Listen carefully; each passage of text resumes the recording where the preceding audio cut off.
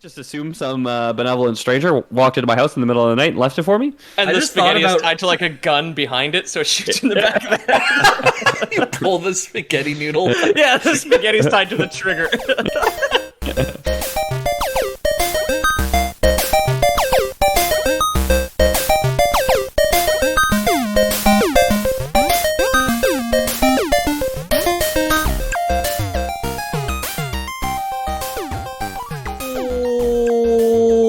Welcome to the History's Great Fake Internet Podcast, Lore Boys. I'm your host, Ethan Palmer. With me is James Miller. Howdy. Say hi, Jamie. Oh, and Peter O'Donoghue.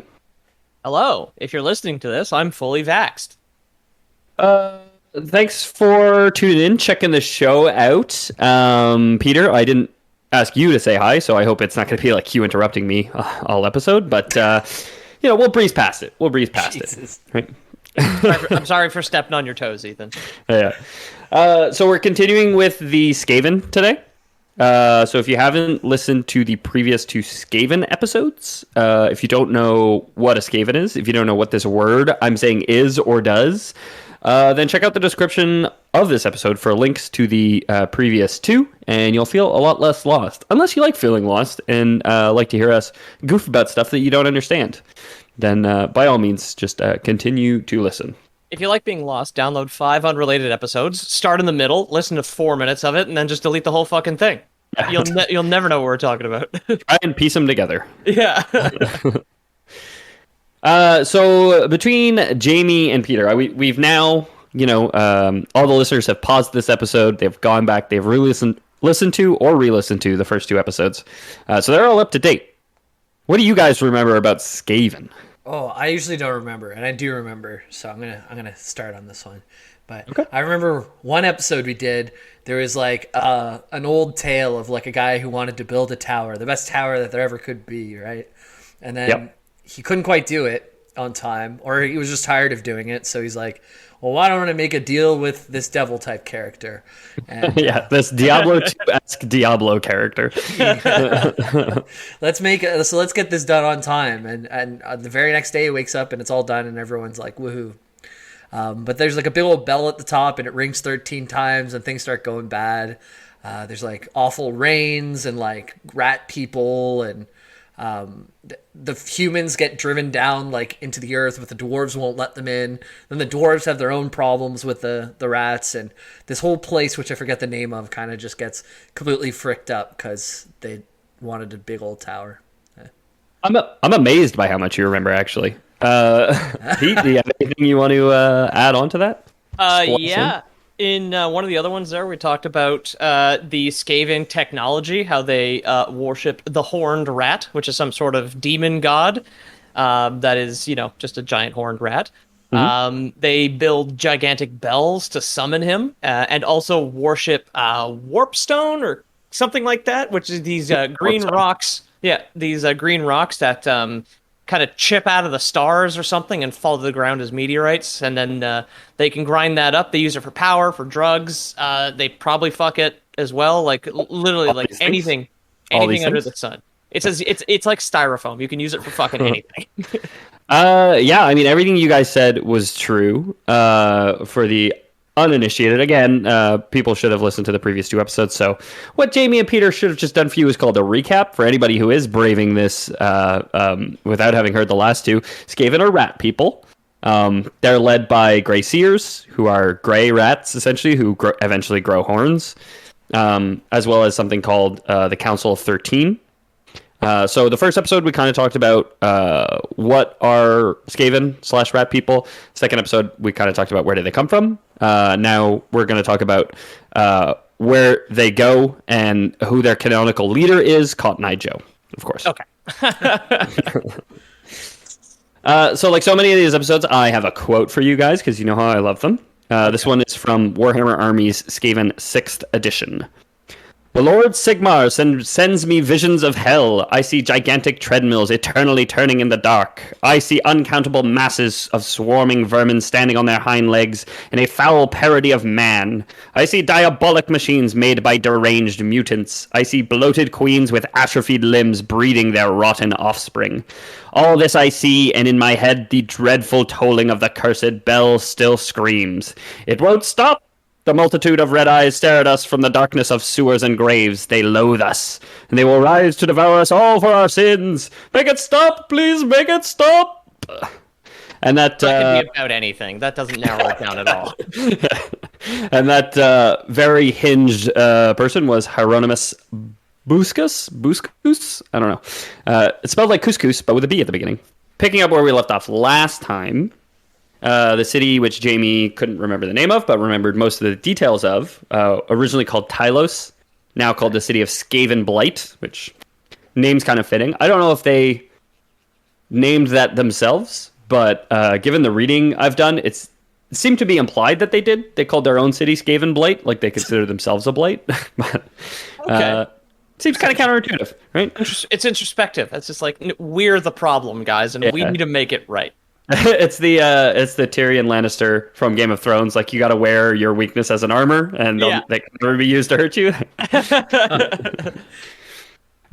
So it was more or less destroyed, obliterated, devastated by the tolling of the Great Bell, not the bell at the top of the temple.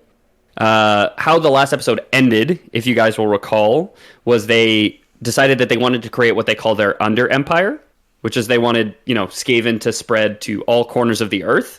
And to do so, the Grey Seers, the basically like priest class of the Skaven, decided to conduct a ritual which would like crack the earth and create like tunnels that they could use to kind of spread throughout the world. That didn't go well. The bell exploded. It basically destroyed most of the earth. Like in a lot of ways, it's known as the time of troubles. I actually can't remember what it's called. That's a pretty weak name. If the crust of the earth has been cracked asunder by a rat bell, it's just like, we just refer to it as the troubles now. Yeah, they shouldn't. They didn't have the technology for self-burrowing tunnels. They shouldn't have pushed it through yet. It wasn't going to happen. It was just... Yeah. You've got like BP, which is just like staffed entirely by rat people. They just like break off the bell underwater. They're like, "Oh God, what have we done?" But basically, every race in Warhammer Fantasy was aware of this, was affected of this. Like the repercussions of it were felt throughout the world. The Slayen, the race of the priest class of the Lizardmen, basically took ownership of it and said, "Yeah, that was our magic. It must have been, because we're the most powerful magic users in the world. So we must have been doing something that caused all that." The dwarves lived in the World's Edge Mountains, and they were all like destroyed. A bunch of their fortresses were destroyed. There was tsunamis, things like that, basically across the world as a result of this bell cracking. So it levels the city, pretty much. Following this catastrophe, the once proud city of Tylos, now Skaven Blight, as I said before, was reduced to crumbled masonry and splintered wood. The event, however, had not exterminated the Skaven, it had simply slowed their growth. So a lot of Skaven died, but not all of them. Obviously, I'm not starting this episode about the Skaven by saying, hey, the Skaven are extinct now, and there's no more of them. That's like their whole survival strategy is you fuck a lot, you have a lot of kids, so you can afford for a bunch of them to die. Right? That is straight up it. And I am, for some reason, in these tabletop strategy games, always drawn to those races like the Tyranids, who are just like the Zerg, and they just reproduce a lot. So there's a lot of them. Yeah. All right. Well, next time, once you have your kids, Ethan, I'll be sure to keep an eye on them because you're just focused on the next one. That's what we've learned. You need to keep an eye on me and make sure I get a vasectomy after the 7th or 8th one, okay? Yeah. Once you like, just like your favorites, the Tyranids, like once you're using one of your kids as a tool, then we know you need to get a vasectomy, right? Are they not all tools? No. Why am I doing this then? They're oh no. Did I misunderstand this? So the Skaven claw their way out of the rubble, and behold the destruction wrought by their failed ritual. Devastation around every corner, each and every building but one had been damaged. Many destroyed by the explosion. All, of course, as Peter says, except the great bell tower, which stood in the center of the city, completely unharmed. So, Horned rat, baby. He's got real power. Trust me. I believe in the great horned rat. Yeah. So, the Skaven, really more ratmen at this point, because we kind of talked about it during the last episode. It was a refresher for you guys. Like they kind of evolved to be Skaven throughout the course of the Doom of Kavzar, the story told by the dwarf of the fall of Tylos and the dwarven city beneath it. But like it's kind of like an evolution thing where it's like the rats just keep getting bigger and bigger and bigger, and then eventually they start standing on their hind legs. They were cute little mice people before. Like little tiny ears, and they were all. They didn't hurt no one. Fievel goes to Skaven Blight. Somewhere out there, man. But yeah, so they are kind of becoming the prototypical Skaven at this point, proper ratmen, if you will, and they rise above, and they don't necessarily know what the Great Bell is or the Great Temple was, right? Because they probably know that they were summoned by it in some way when it would toll 13 at every midnight, and that's when they would kind of pour forth. So they probably have some recognition of that, but they don't necessarily know that, hey, this is from our god, the Great Horned Rat, at this point in time. They probably have some understanding of it, but not complete understanding of it. Okay. But they basically climb out of the ruins of Skaven Blight, see every single building mostly destroyed or at least damaged in some way, and this one building, just like shiny, squeaky clean. There's like the little cartoon sparkles coming off it as they step out into the light.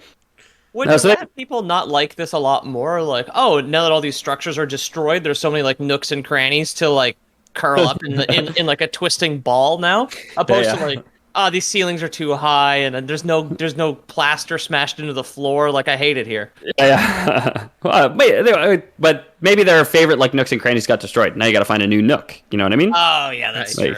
Yeah. When I say every it's all crannies. Yeah. And the new nooks, they still have like rat traps with guns on them and stuff. Those haven't all been like set off yet. And, those are still there for sure. So they see the tower. They recognize it as some sort of proof of their gods, truth of their existence essentially. So they go to it. They beg and they plead for succor from the Horned Rat. At least some guidance in what the world is calling. And I have it written down now. Not the time of troubles, but the time of woes. Which is kind of like a milder trouble, I'd say, a woe. A woe, ooh, if you will. all the Skaven fursuits are so sweaty. Oh, God. Yeah, but they're begging they're praying to their god, essentially, for guidance on what to do next, because they were like, hey, we got to spread out throughout the world, because that's what the priest class told us. And then everything blew up. A lot of them died, if not, most of them died. So none of them are going to enter the temple. They're like, hey, last time we kind of fucked with this guy, did kind of blow up in our faces, literally. Yeah. So they're all kind of just gathered around. All the Skaven are now gathered around outside the temple. And eventually their desperation turns to squabbling at the temple's footsteps. Just as kind of peak pandemonium is getting reached, the great doors swing open. 12 figures emerge, eerily backlit by an ominous light shining from within the temple. Cool. The 12 gray-clad rat lords spoke with one voice to the assembled multitude. The time had come. Mayor of New York. The 12 gray-clad rat lords, or Mayor Rudy Giuliani, spoke with one voice to the assembled multitude. The time has come for the children of the Horned Rat to spread across the world, to multiply in dark places, to gather strength. Hey, so he got rid of crime in Skaven Blight, and now nobody likes him anymore. It was 4th of July yesterday, and I saw a post of like the mayor of New York come out for a hot dog eating contest, and he just got booed completely the whole time. Like, everybody hates the mayor of New York. That's what I've heard is like because they had their mayoral elections recently, Yeah. and when I was listening to a podcast, they were talking about the shit show that is that election. It's just like mayor of New York is just you want to be the least popular man in the city is what you're Yeah. trying to is the job you're trying to get. Everyone was booing him. Even at a hot dog contest on 4th of July, the most American thing there is. In New York City. New Yeah. York City, yeah. Yeah.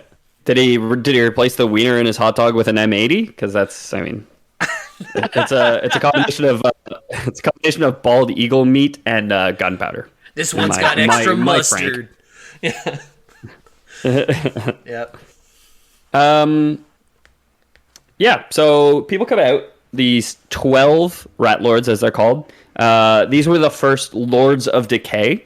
The Lords of Decay are the Council of 13, which we talked about in our first episode, basically governing body, so you weren't far off, Pete. Now, you might notice a slight discrepancy with the 12 figures emerging and the Council of 13 being them. Of course, the 13th place is a symbolic position left vacant to symbolize the Great Horned Rat's place. So, Yeah. God has room at the dinner table. I That's noticed fair. they. Yeah. Just like at the school dance, you gotta leave room for the 13th rat lord. You know, don't get too close to that girl. I noticed that it rung 13 times at midnight too. So I guess the Rat Lord is the 13 o'clock for that. So the 13 matches up. Yeah. Yeah. Right. They hadn't invented 24-hour clocks yet, so Oh yeah, of course. the Skaven actually Ancient invented times. them for the first time. Yeah, the Skaven invented military time essentially. 1 in the afternoon's not as threatening as midnight, though. Definitely. No. No. So through the eyes of the 12, seeing his children begging at the doorstep, the Great Horned Rat had whispered his plan, and the Lords of Decay would lead the Skaven in fulfilling it. We got government, folks. Thank God. This was anarchy before. Somebody's got to organize all these rat people. It's like herding rats, as they say.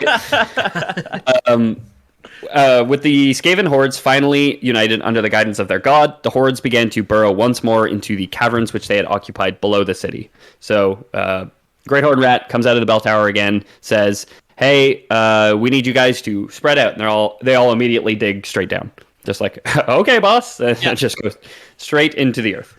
Manifest destiny, go west, and they all go straight down into the earth. He's like, "Well, this is gonna be a long one." Prophecy just got delayed. Eventually, they burrow down to the ritual site, which had unsettled the world, where they had blew up their machine essentially. Yeah. Did they build their fucking model bell with like cheap Soviet materials? Is that why it just blew up immediately when they turned it on? It's like a Chernobyl reactor. cheap Skaven material essentially, but yeah, you're not far off. So here they find that while the ritual may have cost the sorcerers and countless ratmen their lives, they had been successful in opening up passageways throughout the world. So the ritual did kind of work, just kind of killed a lot of people in the process, which is kind of like Soviet progress, if you might say. Well, also, it's like they wanted to tunnel, and all they had were nothing but blasting caps. But of course, rat people, not the sharpest tools in the shed, did not stand back far enough. Exactly. Right? It's basically just like you lay down your dynamite, you drill down those tubes, and then you stand on like the cliff's edge side, and then push down the plunger thing, and then just blow yourself straight to hell. Yeah. Just like standing on top of a pile of TNT with the plunger on top, just like pushing it down. Yeah.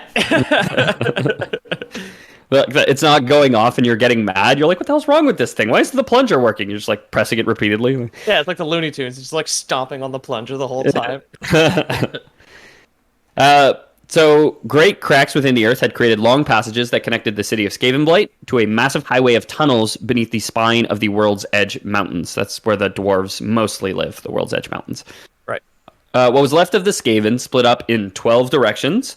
An army amassed each behind a Lord of Decay. So 12 Lords of Decay. They each get an army, a clan basically, and they all kind of spread out to kind of preach the good word of the Great Horned Rat. Do you know if that manifests in the tabletop? Because I know, like, different Space Marine chapters are all different colors, and like, do the different Lords of Decay have different colored rats? Yeah, exactly. So, I mean, we talked about it a bit on the first episode, but we talked about like Clan Eshin, who are like the sneaky rogue rats. Right. Yeah. There is one of the clans is like the Grey Seer clan. I thought about including a list of just the different clans, but it's one of those things. If it's only interesting to the people who already know it, I think. Yeah. Whereas you guys would be like, just nod and smile and nod. I could try and quiz you guys and ask you if you remember the 8 names of the 8 different winds of high magic and dark magic, or if you just know the name of high magic in general or dark magic in general. But I'm gonna guess the it's Nina, probably the Santa Maria, and the Pina Colada. Yeah, right. Close One of enough. them, Close yeah, enough. it's like the Chinook, and then and then El Nino are the winds of good magic and dark magic. I want to ask which one's which in this real life comparison. So they spread like disease, growing in numbers as they march, always on the hunt for scraps of food or power. They live for like 10 years maybe. Most of them probably less, just based on the violence inherent in a rat society. And they breed like rats, really. So their numbers do kind of grow over the decades, centuries that they're just kind of spreading and fighting throughout the under tunnels here. Okay. The tunnels their martyred sorcerers had dug them let them spread throughout the world, and they eventually bring their fledgling dreams of a unified under empire to life. For centuries they spread, like I said. Most of their conflicts in the early days were with the dwarves. They're the ones who tend to live underground as well, so they kind of share a turf. You know what I mean? This reminds me of Dragon Age, where the dwarves also bore the brunt of the invasion in that from the Darkspawn, because the Darkspawn live underground as well. So the dwarves always get, the short end of the stick. Thank you, everybody. They got that prime real estate. Took me a second. So the Skaven armies would crack through the earth beneath dwarven strongholds, where dwarf strongholds are usually fortified at the top. You know what I mean? Because that's usually where people are coming from. They weren't ready for the Darkspawn, and they weren't ready for Skaven, who came from below, essentially. Not a whole lot of invading armies coming up from, the molten mantle of the planet. Yeah. Little known fact about dwarf cities and dwarf strongholds, dwarf fortresses, and this applies to dwarfs across all IPs. At the very lowest levels, it's all those like paper doors you see in Japanese temples. Essentially. That's their security. Yeah. Just chew right through that if you're a rat. I mean, no problem. All the rats are just water on that rice paper. It just like kind of separates immediately. Yeah. All the rats are chewing up the walls just to like make little beds for themselves, like just to use as bedding. Aw. Yeah, it's kind of cute. So they basically would crack through the bottom of a dwarven fortress and just kind of pour into the gaps like a tide. Again, their advantage is not weapons or training. Their advantage is just numbers more than anything. Yeah.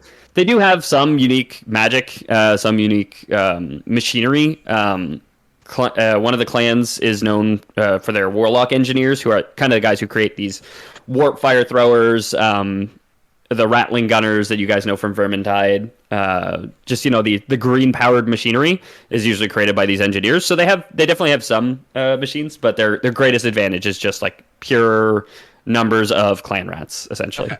From what I understand, living in a basement apartment, their kryptonite is steel wool.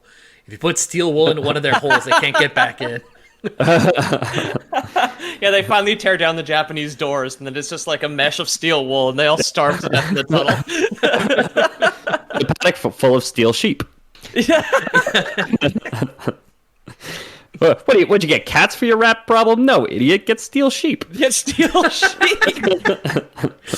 They're tough to shear, but it works. Tough to shear. Yeah. Need some kind of super steel shears to cut this. They've got like diamond shears to just like hack it all off. So, despite the growing distance between the various clans, each of the 12 clans would always consider Skavenblight the capital of their empire. So they're strangely loyal for rats, I suppose. But I guess when you've kind of met your god, it makes sense to be a believer. Yeah. There was some communication that always continues, basically back along lines to the devastated city, where central governing body is kind of located. Some of the clan leaders, it seems, have like ventured out with their armies. Some of them choose to not and stay back and send out, generals in their stead. Essentially, Do they send out do they have like carrier bats in the tunnels instead of like carrier pigeons, or do they have some kind of like warpstone powered like Morse code system? I assume that it is like entirely a game of telephone. Because there's just so many rats. I assume they never leave like a space empty, and it's just rats all the way back. And it's just like, hey, we broke into the dwarf fortress, pass it on. And then by the time it gets to the end, it's a bee stole into a Bork fortress. Okay. It's just Kronk squeaking. Crocs in the middle of them there for sure. Well, that's why they have no strategies, because it is just broken telephone the entire way up. So by the time the orders get to the front lines, it's just like, what? Throw our bodies at the enemy? Okay. And then they're just like ripped to pieces. Yeah. Make sure to preserve the phalanx and not let them pierce our flanks. Just swarm at them? Okay, sure. Okay. Seems to work. So while they expand, this Skaven would keep searching for warpstone, which Pete mentioned at the top of the episode, the glowing green stones which fell from Morslib, the glowing green moon, which would always appear in the sky to send portents of ill luck. So there's two moons in Warhammer Fantasy. One of them glows green and only shows up during bad tidings, essentially. And it's made entirely of warpstone, which falls from the sky, and the rats just love it. So while the moon's not made of cheese, I'm sure a joke we made before, they do love what the moon is made of. The moon brings bad tidings and also tides. True. I wonder if that's where the expression comes from. Yeah, me too. It made me think Warhammer Fantasy. Yeah. Why did you go out there and tell the vermintide not to come in? Is an expression that is common among dwarves. So eventually, rumors begin to circulate that a massive hoard of warpstone was sitting beneath a mountain in the World's Edge Mountains. Far beneath the summit known as Cripple Peak, a massive vein of the otherworldly mineral was embedded. This is like the Yukon rats going to the Klondike now for their rumored riches. Exactly that. It's, the founding of Silver City, New Mexico. Would say there's gold in them there hills. Okay. Cripple Peak is a terrible name for a mountain. It's a bad connotation. So there's some weight to that word, I think. This was written in like 2003 for reference, so it's a little older at least. But I'm gonna try and avoid that word as much as possible.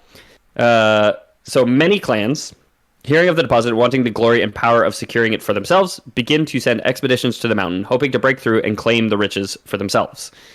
However, as Skaven began to claw through the stone towards the peak, they found it more inhabited than they had anticipated. Okay, so exactly like the Klondike. Yeah, exactly. What, there's people here? Oh, no. Scouts and raiding parties reported that a fortress occupied the upper reaches of the mountain, and occupying the fortress was a great horde of undead warriors. Initially, each Skaven clan greedily attacked the stronghold separately as they tried to be the first to grab the riches of the mountain for themselves. But the formidable fortress was not so easily overtaken, and the Skaven hordes were pushed out of the mountain time and time again. The numbers they were up against were seemingly endless, as time and time again, the undead would rise to oppose them. At the head of the undead legions was the greatest necromancer of all time, Nagash. Interesting. I think I've heard that name before. Have we talked about him over the years? He may have come up before. I cannot recall if he came up during our Sigmar arcs at all. It's very possible that he did. I certainly would have mentioned, kind of the undead legions. For example, in Age of Sigmar, kind of the second iteration of Warhammer Fantasy, there is an undead faction known as the Legions of Nagash. But we could talk more on Nagash and what he's about after the break. Okay. In that dread desert, beneath the moon's pale gaze, dead men walk. They haunt the shifting dunes of the breathless, windless night, brandish weapons of bronze in mocking challenge and bitter resentment of the life they no longer possess. And sometimes, in ghastly, dry voices, like the rustling of sun-baked reeds, they whisper the one word they remember from life, the name of the one who cursed them to their existence, more than death, but less than life. They whisper the name Nagash. That is an extract from the Liber Necris, translated by Manfred von Karstein, which are names that aren't so important. Nagash is known by a couple titles: the Great Necromancer, Betrayer, Usurper, the Undying King, Supreme Lord of Undeath. He also has the name He Who Should Not Be Named, which I think is awful. I looked it up. This came out 2 years after the Philosopher's Stone, so I'm not sure who beat who there, because I don't know if Voldemort must be called He Who Must Not Be Named in the first one, right? He is. Oh, I don't remember. Yeah, maybe that's like a common expression in the UK, because GW is in the UK as well. It's just like it's just an idiom that it's just a saying people use a lot about people they don't like. Yeah. Maybe there's just a lot of these types over there. So someday Nagash is going to get his own episode for sure. And you can't really talk about the undead of Warhammer Fantasy without talking about Nagash, but we're going to talk about him a fair amount this episode. But just bear with me. We'll get to him someday, folks. And if you want him sooner rather than later, then click on the Discord link in the description of this episode and ask me, and then I'll know that I got to do it, and I'll add it to my list. My list is growing much faster than I could possibly put out episodes, but we'll get to it someday. So many more people. Like, I remember looking in this week, and there was like 4 at once, and like, It's cool. Keep on coming, guys. The one weekend we all choose to go away together. Is exactly. Just like Discord's fucking lighting up, and all of us are just like way too drunk to fucking do anything about it. So all we really need to know about Nagash right now is that he's a hella powerful necromancer, probably like the most powerful necromancer, and that he's taken up roost on top of a literal motherlode of warpstone. Okay. Can he draw power from it as well to keep his undead hordes juiced, basically? Yeah, again, I didn't dig into the undead so much. I don't think he uses warpstone so much. He might use it for certain things.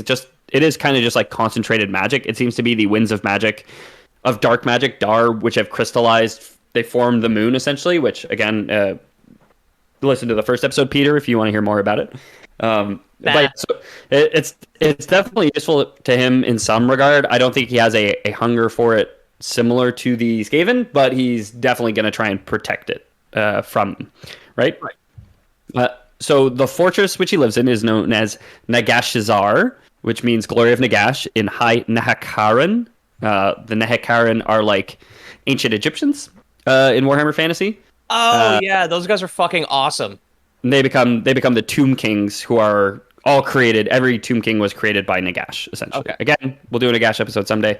But just to know that he's kind of like ancient Egyptian styled necromancer. The fortress is also known as the Cursed Pit, and it is one of the mightiest fortresses the world has ever seen. Built by the tireless labor of countless undead, the castle rises nearly half a mile over the desert. It was excavated from the living rock of the mountain, and the top is its highest spire. The top of the mountain itself is its highest spire. So, seeing this, you might be intimidated, but the Skaven are not so easily deterred. They'd cracked open enough fortresses in the last 200 years, after all, right? Are they intelligent enough to be afraid? Oh, absolutely. They're a cowardly bunch, for sure. They're very much like that when they're standing in line, it's like, oh, send this guy in first to his death, so I don't have to. Like, they're all like conniving tricksters who just want to get theirs. Right. They'll wait until 3 a.m. when the kitchen light's not on anymore to sneak in. Yeah, yeah. They're trying to sneak in under Nagash's cupboards. Well, it's like every time the cat starts to chase them with a giant oversized mallet, they know to run to the bulldog, who will then chase the cat. Right. So. Yeah. Right. But with so much warpstone to be gained in this expedition, even if they might be a little scared, and lacking any unifying guidance to coordinate their attacks, the newly formed Council of 13 has to step in and take command. So this is kind of the first time that the Council of 13 is like, you know what, you guys are kind of messing this up yourselves. Like, you're not doing a good job here. We keep sending people in because we're attacking, like, Clan Eshin is going in, and then Clan Skyar is going in, and we need to coordinate our attacks here, and then we can split up the warpstone. You know what I mean? It's all for the Great Horned Rat, after all. And it is, of course, amazing what you can get done by name-dropping God. So It seems to be a pretty easy effort in unifying each of the clans into a single force. They begin coordinating massive assaults on the fortress through the Byzantine tunnel network below the mountain. But as the hordes of the Skaven burst through the floor, all 12 clans burst through the floor in one concentrated attack. A massive assault seeking to overrun the halls of Nagashizzar as they had done countless times to the dwarves. It doesn't quite go as well. Unlike in their battles with the dwarves, the Skaven would soon learn they did not have the advantage of their unending numbers. The endless tides of zombies had the advantage. So Yeah, I've said a couple times that they're like an unending tide. I've said a couple times that they're an unending tide, but that's, hyperbole, where there is a literal end to the Skaven. Kind of less so with just skeletons that one summons, Yeah. They're actually limitless. Thousands upon thousands of his warriors could rise up in moments against the invading ratmen, and the Skaven that fall in battle then rise to fight on Nagash's side, right? So that's a tough battle to win, you could say. Can the Skaven read? Do they even know what necromancer means, or are they all just like so confused when the dead rise around them? They're just like, how could we have known? I mean, for sure they figured it out eventually. I don't think they would have. The Council of 13 probably realized that there's some like magics involved because they're pretty tuned into magic themselves, especially dark magic. So they're probably like, yeah, this is like fucked up magic stuff. But I don't know if they knew per se that their bodies would be turned to fight against their fellow ratmen when they fell. So tunnel fighting. Sorry, go ahead. No, I was just saying that's overpowered as hell, man. Like that's the Lich King, that's the White Walkers in Game of Thrones. That's it's with no cooldown can just take your army and make it my army. Like, ow. Yeah. I mean, the Skaven have the advantage of not caring for their fallen kin, so it's not like you have to face Grandma with your sword as she shambles towards you. They're kind of more callous than that, but yeah, frankly, they were gonna kill each other anyway at some point. Like, what do they fucking care? They're just expediting the process now. So tunnel fighting persists for months, then years, before both sides find themselves locked in a stalemate, neither able to overwhelm the other. So, I guess back at home, the boys back at home get to fucking to replenish the numbers as quickly as possible. And I guess the thing about being immortal for Nagash is that you probably work pretty slow because what's the rush, right? Yeah. So they're kind of at each other's throats, but unable to push forward at all. They probably have some really great little like posters, like "Your tunnel needs you." Yeah. Like it's just like they've got like the little rat family with a newborn rat baby. Rat skeletons not in my neighborhood. Well, yeah, I like the idea of a little nuclear rat family. Yeah. And how they're like snitching on the rats next door, but they were gonna do it anyway too. Honey, I'm home. Oh, darling, I made dinner. It's fresh Gouda. My favorite. Yeah. And then they're all like fight for it, like the dad ripping it out of the kids' mouths and everything, just like clawing at each other. Yeah, just like a real 1950s family, right? Yeah. Or the parents eat the young if they don't have like a babysitter. Darling, the babysitter ate the baby again. Oh well, better get in the bedroom, darling. Yeah, the news of my fallen child has got me feeling real horny. They don't call him the horned rat for nothing. It's got like a little. Yeah, I mean, we didn't call our first episode "Convert to Horny Rat," so No, not for nothing. Yep. So the council turns to some more, I guess, intelligent tactics than just sending wave after wave of their own men at the enemy. They go to Clan Skyer, and their warlock engineers to break the deadlock eventually. They work tirelessly to produce the most powerful and advanced war machines devised by the Skaven, only for Nagash to confront that force himself. So he's like, finally like shows up. He's like, hey, what is this? What is this? You got machines to kill my skeletons? If I kill a machine, I don't get a skeleton out of it. This is an unfair battle. Oh, interesting. Yeah, it's not that interesting because he has like incredible power over magic. Like we said, Warpstone, which powers these machines, is essentially magic. He snaps his fingers and every machine dies.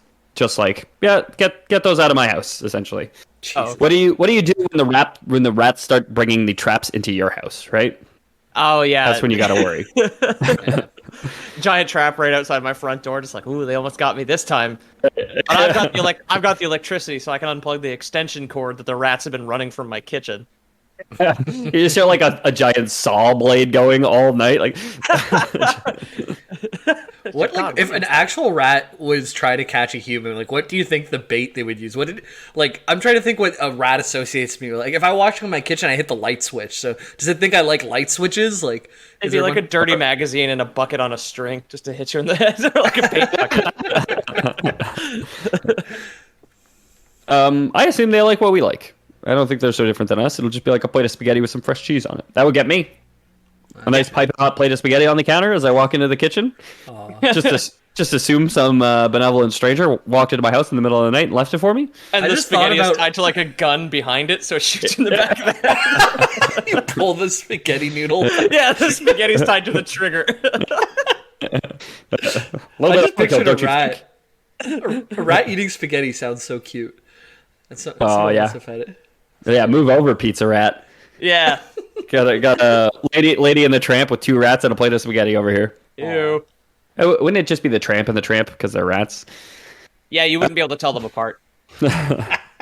So, realizing that pretty much all tactics they were trying are bearing no fruit so far, they try another one. They go to the surface. So they kind of do like Jamie suggested, where it's like, let's figure out what they like and hit them there, you know? And they're like, hey, they like open air and sky and sunshine and stuff. So let's go try that stuff out.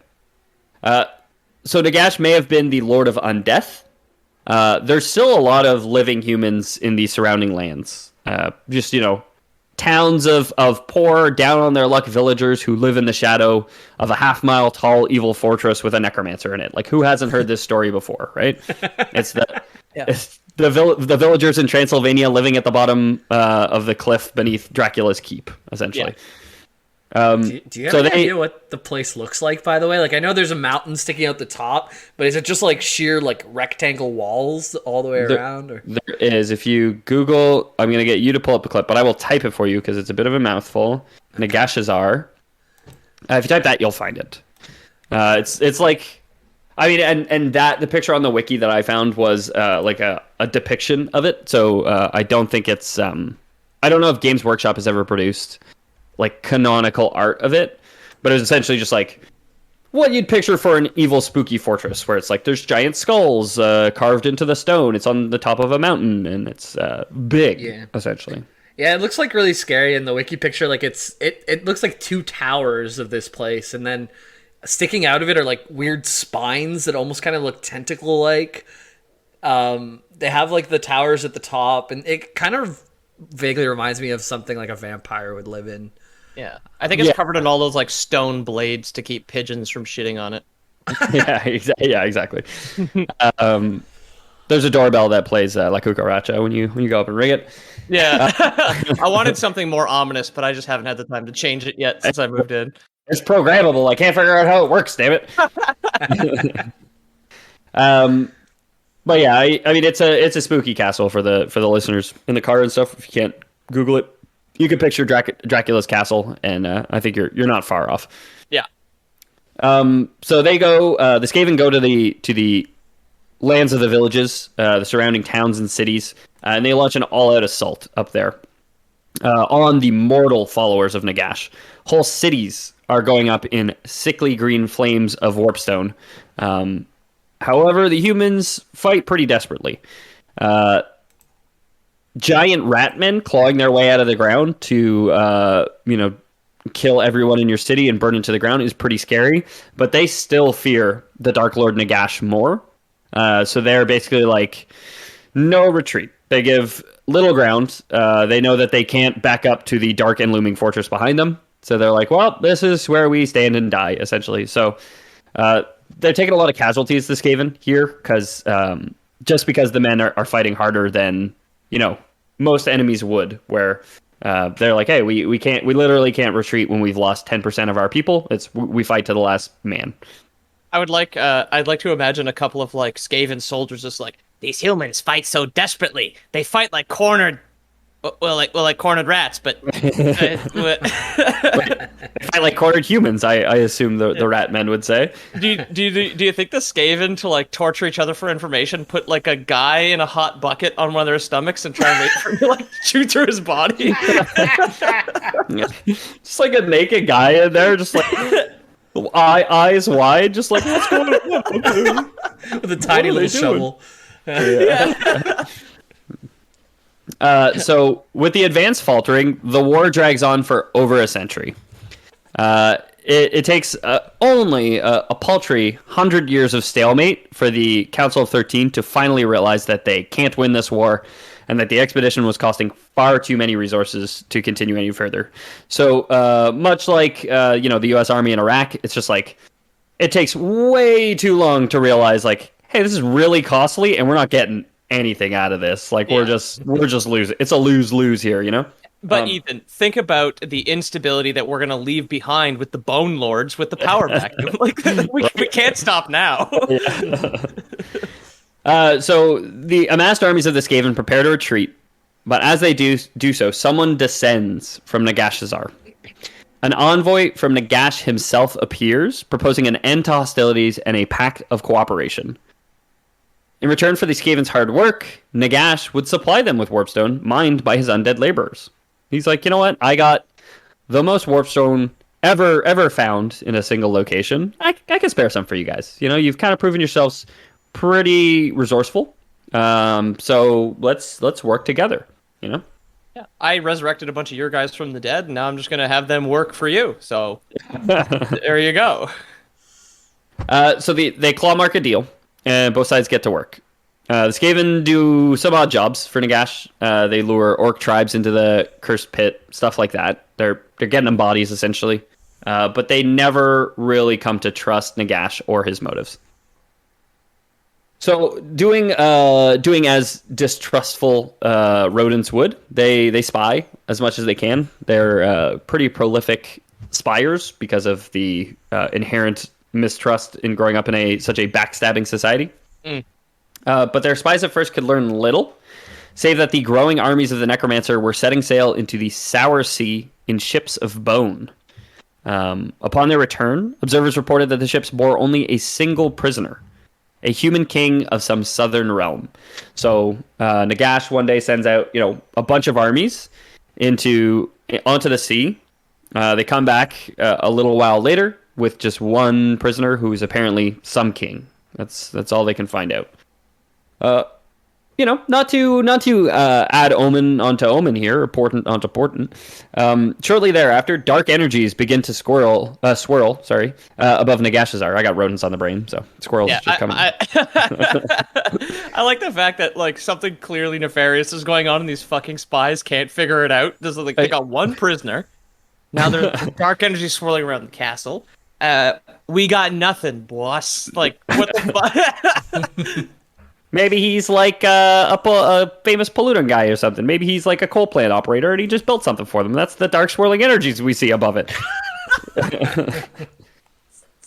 No, so they actually, I think it's the Grey Seers, the Council of 13, who eventually figure it out. There's an incantation underway. Like I said, they are pretty tuned in as any race to the winds of magic. So they're like, hey, this is like got incantation written all over it. This has got, Eldritch ritual just all over it. Yeah, the runes in the clouds didn't give it away or anything. So they figure this is one to rival even the Great Skaven ritual from 200 years before, which, as we know and as they know, did not end well for a lot of people. And I think they figure if anybody's going to be on that end of the ritual, it'd be better to be them, right? Yeah. Nightmares were stalking the surface world as mounting storm clouds lingered above, and this is something that a lot of different races start to clue into, that, hey, there's like something going on with the winds of magic. Like all the dark winds of magic are just getting, drained away, essentially. The Great Seers themselves were struck by visions of the imminent future, and dark omens racked their feeble and frail minds. Fearful of the coming doom, the Council of 13 hurriedly gathered within the halls of Skaven Blight. we got to do something about this neighbor. I know we said no to the homeowners association, but I think we got to join. Put it to a vote. Tell them no more dark swirling clouds of energy above your house. Okay, it ruins the property value for all the other houses on the street who can't produce their own swirling vortexes of dark energy. Yeah, it's just giving me, my entire family, nightmares, and we fight enough as is. Nobody's slept in weeks. Okay. I can't see my bad omen through their bad omen. Like, where's the green moon? Did you hear? They got a 52-inch full color dark omen over at Nagashizzar. Just saying, What? honey. God damn it, Margaret. Yeah. Goddamn, the Gash got a 52-inch. We'll get ourselves a 58-inch bad omen. Yeah. So they start to get to work. They realize that this is bad for them. They use every single asset available to them, and the now unified council scries far and wide for clues to Nagash's intention. They're trying to figure out what this guy is doing, what this ritual is up to. To their horror, far to the south, basically across the desert where Nagash strode out of, they find the answer flowing like a dusty river of bone. It is a massive horde of undead. Probably the largest army ever known in history, with literally millions upon millions of restless undead warriors going on the war march, answering the summoning call of Nagashizzar. So he's like summoning like every able-bodied dead body to war, essentially. Every dead able body to his war. vortex is like a mass email to everybody that he needs for basically. And he's the most successful Nigerian prince in history, and everyone is answering that call. All these skeletons have $1,000 on them. They're gonna send me, so I can send them all $1 million later. Yeah. It's kind of like a necromancer. Yeah, it's funny. Like, usually you send it to someone talking about your dead relative and how you're just gonna get things, but now you're sending it to people's dead relatives about like the living. Yeah. It's kind of a reversal. Yeah. Hey, I hear your nephew went on living after your death. If you help me, I'll help you secure the $13 million life investment I took out on him. Yeah. Do you have to give the insurance back if your loved one comes back as a skeleton army? They could try to take it out of my cold dead. Wait. Oh no. If it's up to insurance companies, yes, they can. Yeah. So, using every single asset available to them, the now unified council. I already read this part. So there's a big army, already the mightiest army the world has ever seen, and more of the fallen dead are rising all across the world to join the growing legions. So the tide ain't stopping. Before such an army, no foe in the world would be able to stand. Is pretty much a consensus that even all the united armies of the world wouldn't be able to stand against this force. Because again, when one person drops, more people they get back up. Essentially, Yeah. they're not homies all of a sudden. So terror grips the council. For the Skaven lords knew that the Under Empire would be the first to be besieged by this massive force. Again, they're kind of just camped right outside and all around this place, and they've been kind of a thorn in his side for the last 200 years. So they're like, we're probably not in good standing with this guy. We probably want to help be the ones to do something. Their network of spies, observers, and lookouts had relayed information that all is silent in Nagashizzar while this is happening, as the great necromancer is basically forced into a trance after his undertaking of the great ritual. So he's good with magic, he's very powerful, but he's vulnerable right now, is what the spies are reporting, because he seems to just be like chilling, stock still on his bench, which again, for an immortal undead person, I wouldn't even think that would be that unusual. You know what I mean? You got literally limitless time, no need for food, water, or drink. Why not just sit and stare? Yeah, just have yourself a good century-long stare. It's very relaxing. Yeah. You ever just like zone out for like 100 years? Decades. Yeah. Bro. I'd like to think that it's like a refractory David, period. Sorry. Exactly. He's gonna recharge. Yeah, he's gonna recharge. You can't do that all day. Yeah. Get him a bottle of Gatorade. He'll bounce back. I like to think the Skaven spies that went in there is just like, we did the test to make sure he was he's completely catatonic. I waved my pink little hand in front of his eyes. He didn't react to it. So the entire council realizes that Nagash must be destroyed, And they hope/assume that would just destroy all his armies, right? Destroy at least the undead that were raised in this ritual, because it's nearing completion but not quite complete. Or the alternative is all of them die and let the necromancer reign forever as the Lord of the Dead over all lands. Okay. It's a coin flip. It's which do you prefer, essentially. Unfortunately, like I said before, Skaven do know fear, and none of them had the courage or skill to take on the necromancer. They were all like, it was basically like, hey, we got to stop the necromancer. It's like, yeah, you do got to stop the necromancer. They're all.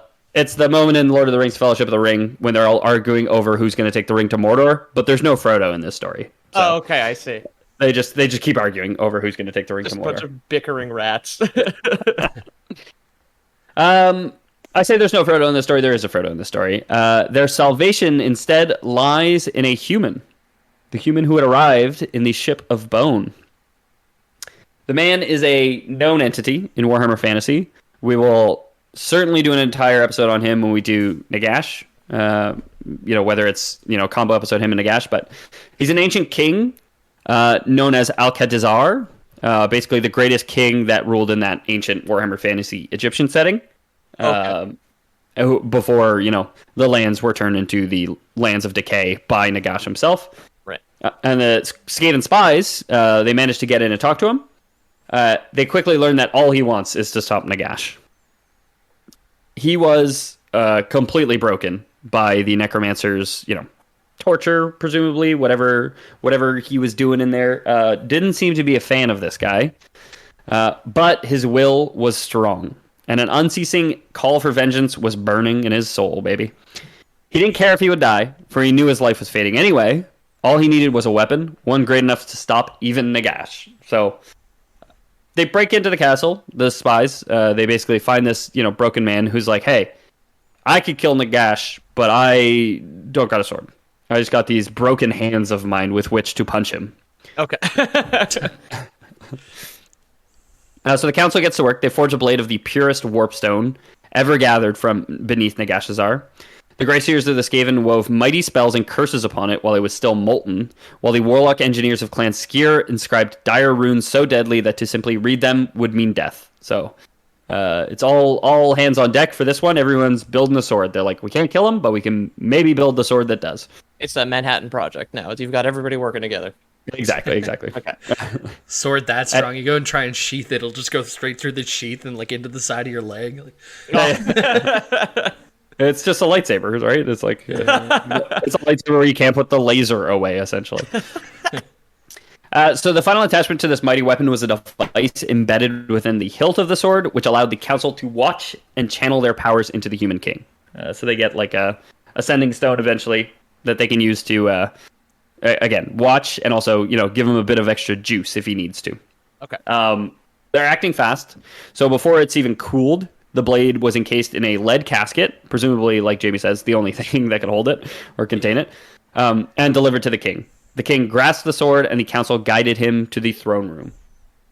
As the king entered the room, he beheld Nagash upon his throne, weakened by the labor of performing his ritual and seemingly catatonic. Aided by the council's mental urging, Alcatizar dragged himself across the room and struck Nagash, the fell blade cleaving through his hand. Awakened by the attack, the true battle began. So he's kind of snapped out of his reverie after his hand is kind of sliced off by this fell blade. He was sitting still, and this guy didn't decapitate him? I mean, it's kind of implied that he may have hit him a few times, and like there was one that actually stuck. He's also like every bone in his body is broken, and his skin is sluicing off. Like he's not in great shape to aim and wield a sword. Okay. That's cool. So did he have a cool line when he got up? Like, I'll beat you single-handedly or something like that? Yeah. Well, Nagash, I see you're pretty tired from the work. Let me give you a hand. As he cuts off his hand. Decades in a cell, that's the best he had. Yeah. You got the left hand, so he's like, don't worry, I'll be all right. I don't want to finger the guy that's causing all this trouble, but wait a minute. And then they made finger love. So the council reels as they're all, like I said, kind of keyed in to this guy, as they're channeling their own energy into him to protect the pawn from the deadly waves of magic now being thrown at him. Nagash basically wakes up and just starts unleashing on the guy, and it's Skaven magic that's protecting him from just being completely flensed and shredded to strips of meat and bone. Okay. 2 ancient rat lords explode as the barely living king deflects a blow. So basically, one swing of the fell sword and the Nagash deflects it, or one swing of Nagash's magic and the king deflects it, and the power kickback, I guess, is so great that 2 old men in the room, hundreds of miles away, just blow up. That's fucking awesome. I would you got the assistant to the Grey Seer just comes in the room. It's like, sir, how's the ritual going? It's just everyone's holding a tray, just splattered with meat, just yeah. Okay. But it's a rat, so it's just a tray of meat and organs anyway, and it gets just splattered with blood meat or rat meat and organs. Scrapes off his face into the tray. Yeah, it's all good.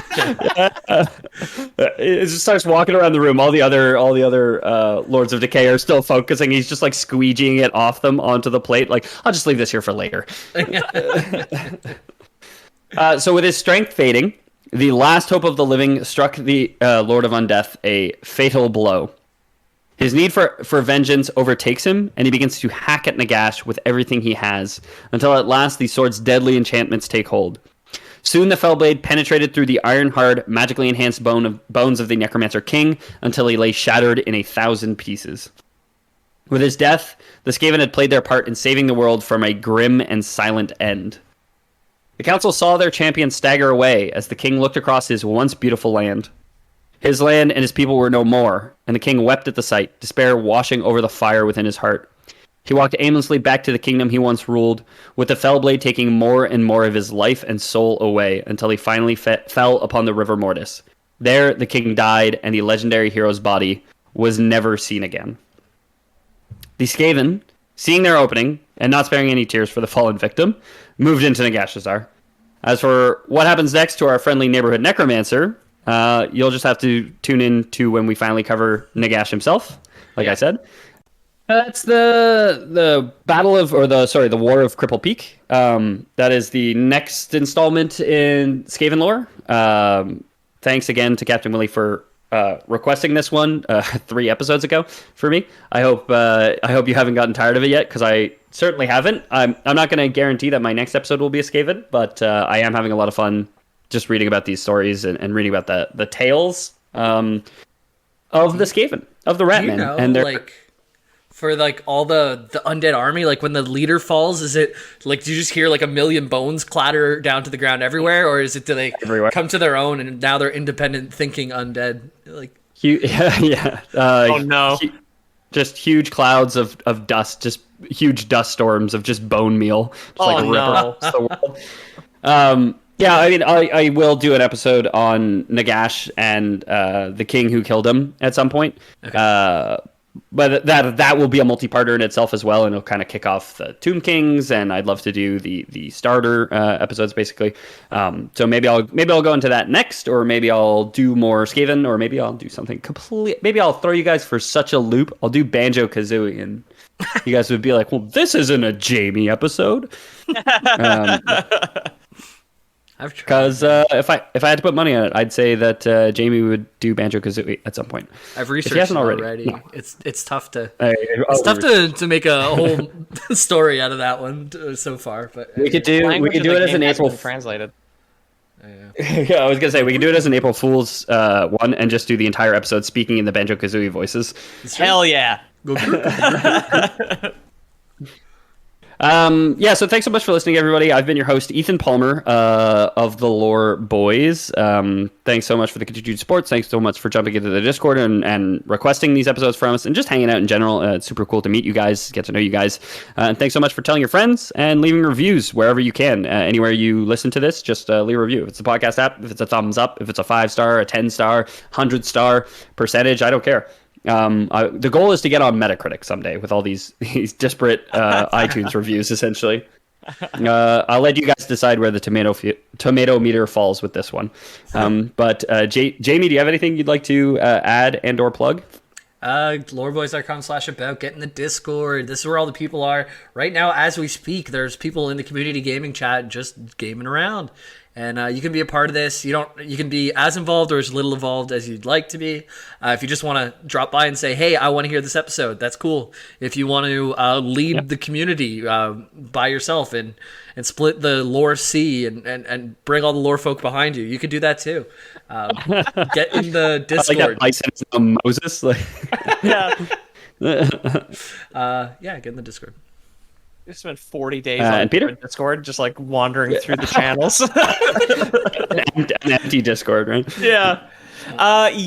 Check out at Lore Boys Podcast on Instagram. That's where you can see our title cards and our updates, and also message us as well. And check out our merch you can get to the TeePublic page through loreboys.com/about. But if you want to buy merch, recommend merch, Discord's the place to be, baby. That is the direct line straight to us, and we are slightly more attentive than the Grey Seers. We tend to understand what you're saying a lot more because you're a lot closer. Unless you want to have like other people message us on your behalf, but like a whole chain of it, then that'd be the main thing. I do want to shout out our newest patron here, who I spoke to on Patreon. He does not have Discord, but he said if he figures it out.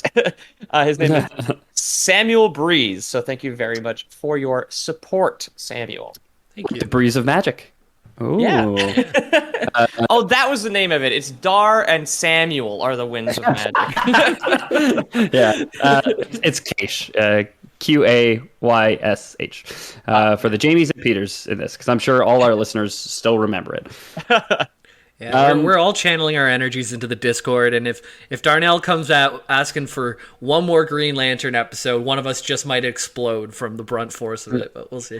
Yeah, exactly. Just channeling the power of Darnell through our Discord channels. It's too great. The lore request was meant to buffer this.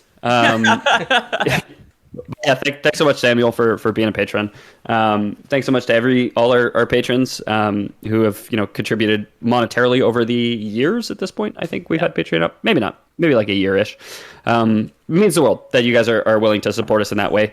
And we'll try and keep doing good for you guys, doing good by you guys, and providing you guys with the content and rewards. But if you don't want the kind of crummy Patreon rewards, let's be real. We do have Lore Boys Prime, something that we've always offered. And longtime listeners of the show will know that we've been working very closely with not just King Nagash, but some other kings, like King James. Ever heard of him? Yeah, he's working on a Bible too, and it is fully sponsored and endorsed by the Lore Boys. Okay, so we've got a nice promo deal going for Bible 2 right now. It should come out later this year, so pre-orders are open. Because we're funding the project, we're going to have our names as producers on it, which they don't normally do for books, but they are for us in this case. And we're making a few changes. We're changing Moses to a literal bison, for example. A lot more, just punching up the stories in a lot of ways. The bears that Job sends to maul 40 children, they're now horrible experiments gone wrong, conducted by God. Yep. Jesus a lot of other couple changes. He's going to turn water into Four Loko because that's a lot cooler. Yeah. Top your donations, get your name in the apostles. Yeah. For top 10 subscribers on Patreon, get their name as an apostle. Move over, Luke. Am I right? Yeah. Luke's going to be the first one to go, but one lucky listener will get to replace John, and it'll be your name 316 held up at all the sporting events in the near future. And I think that constitutes a Lore Boys. Lore Boys. Blasphemy. Out.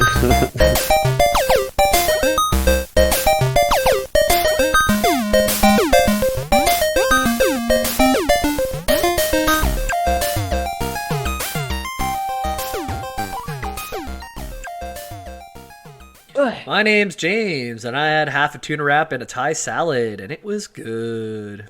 My name's Ethan. I was giving fishing advice to somebody today. Well, actually, a lot of us were giving fishing advice to one person today, and somebody had the genius idea of just buying a fish, bringing it to the campsite, and grilling it in front of all the other fishermen. Right? What a flex! Right? Just look at the one I caught. Yeah. It's like oh, I caught finished trout here in Lac Saint Jean, Quebec. It's like a lobster. It's just like, you did not catch that here. My name is Peter. I also had tuna today, but I had a fruit salad earlier because peaches are 99 cents a pound. Oh, nice. Yeah, dude. It's a good price for peaches. Yep. Yeah. That season, sucking on my titties. Like you wanted me calling me all the time. What was that song that you had mashed up with that, Jamie? Might as well go for so. Yeah, that's it. Nobody cries. Sucking on your titties like you wanted me, calling me all the time. I don't know why, but it fucking hit me good. All right.